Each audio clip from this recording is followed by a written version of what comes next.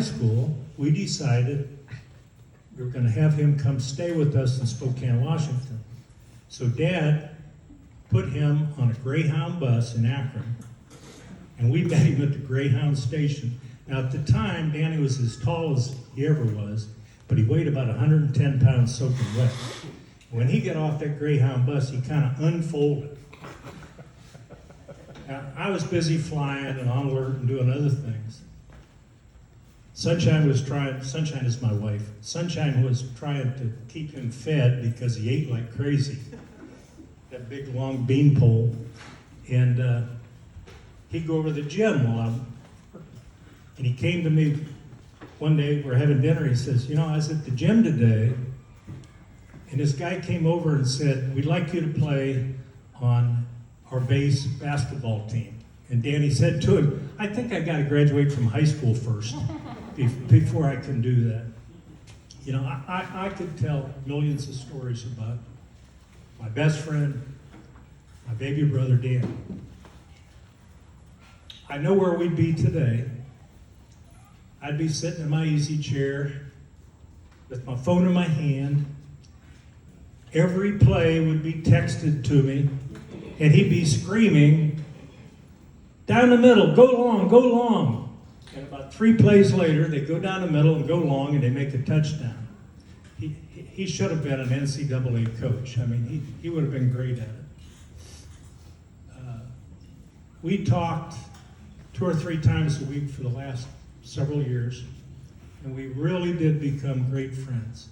I missed that part of his life during that period of time that he was in college. He was quite a basketball star in high school and college. I got to go to a few of his games, never got to a college game, and then he had an injury. And coming out of that injury, he went to work. And I think in the newspaper industry, there was a glass ceiling because he didn't have a degree.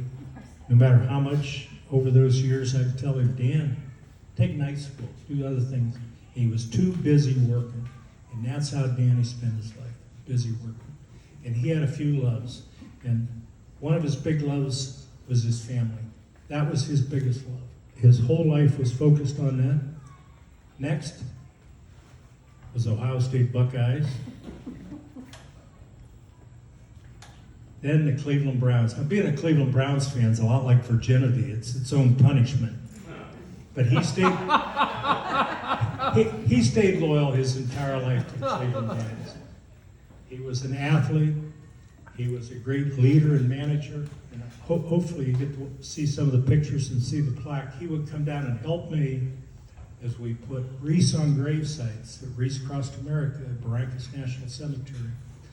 And these young sailors would come out, and he'd have them all working together as a team. I mean, it was remarkable to watch, and all my friends said the same thing. But I've talked enough. I could go on with story after story. You'll see pictures of, he would come over and fix things for me. I had a leaky faucet, called Dan, how do I fix this? Electrical problems, anything. But he was, as Melissa said, larger than life. He's still with us. He's smiling down on us. Even Nick and Misty with Michigan fans.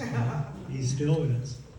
So hopefully some of you share stories too. I'm sorry if I talked too long. Thank you.